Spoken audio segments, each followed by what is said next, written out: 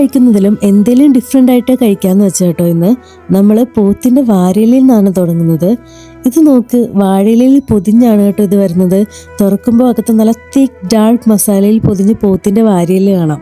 ഒട്ടും ചൂവയല്ലാത്ത നല്ല juicy and tender meet ആയിരുന്നേ. ഇത് ഇടിയപ്പം കൂടിയാണ് കേട്ടോ നമ്മൾ കഴിച്ചത്. ഇനി പേര് കേട്ടപ്പോൾ ഉടനെ ഓർഡർ ചെയ്ത ഐറ്റാണിത്, ഗജനാഫ് പൊറോട്ട. ചട്ടിയിൽ പൊറോട്ടയും ചിക്കനും വെച്ച് ലെയർ ചെയ്ത് തേങ്ങാപ്പാൽ ഒഴിച്ച് മുകളിൽ ഒരു ബുൾസയൊക്കെ ആയിട്ടാണ് കേട്ടോ ഇത് വരുന്നത്.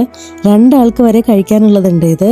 പൊറോട്ടയിൽ ചിക്കൻ്റെ ഫ്ലേവറൊക്കെ നന്നായിട്ട് പിടിച്ചിട്ടുണ്ട്. മുകളിൽ തേങ്ങാപ്പാലൊക്കെ ഒഴിച്ചതുകൊണ്ട് നല്ല സോഫ്റ്റ് ആയിരുന്നു കേട്ടോ. ഇനി ബീഫ് ചതച്ചത്. ഇതിവിടെ വന്നാൽ നിങ്ങൾ എന്തായാലും കഴിച്ചു നോക്കുക.